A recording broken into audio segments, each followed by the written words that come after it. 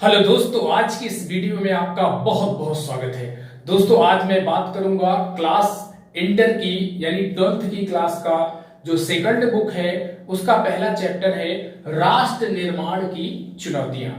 ये चैप्टर आपका पहला चैप्टर है और स्टूडेंट इसके बारे में मैंने बहुत इसके पहले वाले वीडियो में ये डिस्कस किया कि किस तरह से देश के सामने चुनौतियां थी।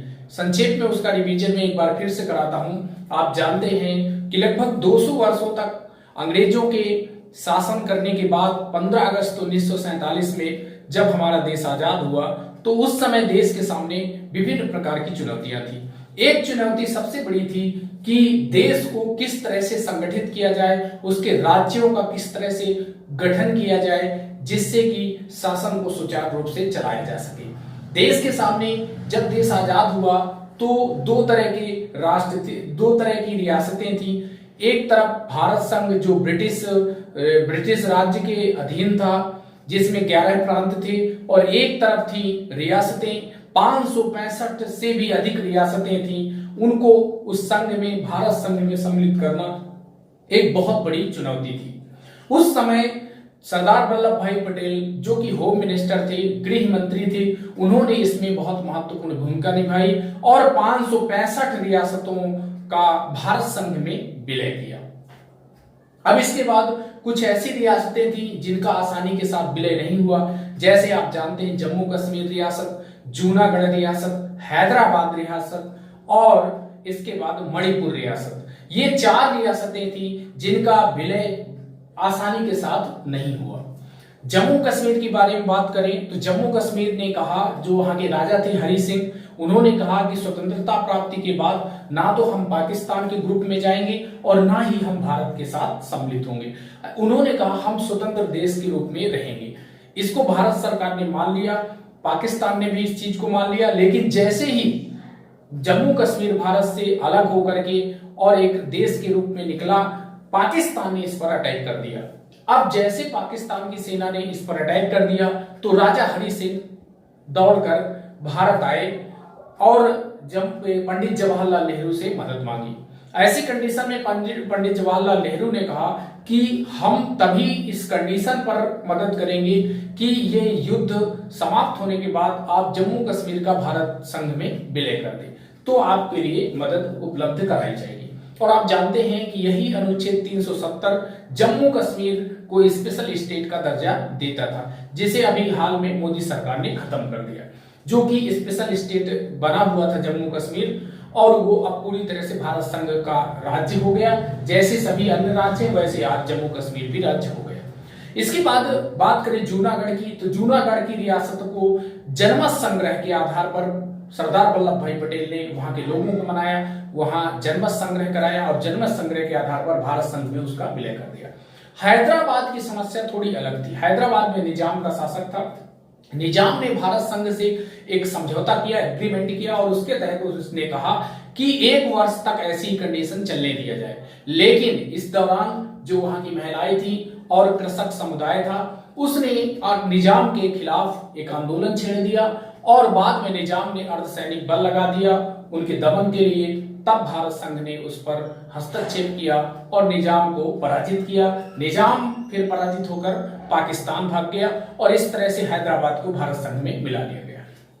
मणिपुर में राजा थे, मणिपुर के राजा बोध चंद्र थे, उनके साथ भारत संघ के साथ उनका समझौता हुआ और बाद में इलेक्शन के थ्रू ये पहला क्षेत्र था जहां पर इलेक्शन हुआ और राजतंत्र को कायम रखा गया।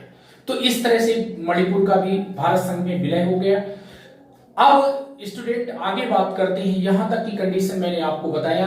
अब जब देश स्वतंत्र हो गया तो राज्यों का पुनर्गठन किस तरह से किया जाए, तो आप जानते हैं अंग्रेजों के शासन में जो राज्यों का पुनर्गठन हुआ था, राज्यों का जो गठन किया गया था वो प्रशासनिक सुविधा को दृष्टि में रखकर किया गया था। लेकिन यहां पर क्या था, यहां पर अब देश चूंकि स्वतंत्र हो चुका है तो अब प्रशासन की सुविधा की दृष्टि से नहीं, बल्कि लोगों की मांग उठी कि हम भाषा के आधार पर, वे संस्कृति के आधार पर राज्यों का पुनर्गठन किया जाए। इसके लिए क्या हुआ कि आप देखेंगे कि जो राज्यों का पुनर्गठन हुआ ब्रिटिश भारत में प्रशासनिक सुविधा के आधार पर किया गया था और स्वतंत्र भारत में मांग की गई भाषा और संस्कृति की बहुलता के आधार पर राज्यों का गठन किया जाए।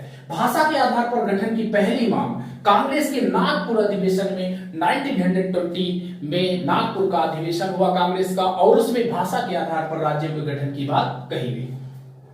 तेलुगु भाषी लोगों की मांग थी कि आंध्र प्रदेश, जो कि मद्रास प्रांत के अंतर्गत आता था, आंदोलन ये कहा गया कि आंध्र प्रदेश को एक राज्य बना दिया जाए, राज्य के रूप में इसको मान्यता दी जाए। इस आंदोलन के नेता थे पोट्टी श्री रामुलु, जो कि 56 दिनों तक भूख हड़ताल करते रहे, लेकिन इनकी मांग नहीं मानी गई। लेकिन क्या हुआ, 56 दिन की भूख हड़ताल के बाद इनकी मृत्यु हो गई और पंडित जवाहरलाल नेहरू ने इस मांग को मान लिया और दिसंबर 1952 को, दिसंबर 1952 को भाषा के आधार पर गठन की घोषणा की गई। और ये पहला ऐसा स्टेट था जो भाषा के आधार पर 1953 में इसका गठन कर दिया गया। अब बात करते हैं राज्य पुनर्गठन आयोग की, और उसी समय फिर राज्य पुनर्गठन आयोग 1953 में राज्य पुनर्गठन आयोग का गठन किया गया, जिसके सदस्य 3 सदस्यीय था इसमें, जिसमें अध्यक्ष थे फजल अली, इसके अध्यक्ष थे पंडित हृदयनाथ कुंजरू और सरदार के एम पडिक्कर इसके अन्य सदस्यों में से थे। ये मोस्ट इंपॉर्टेंट है, इन तीनों को याद कर लेना है कि राज्य पुनर्गठन आयोग की स्थापना कब हुई।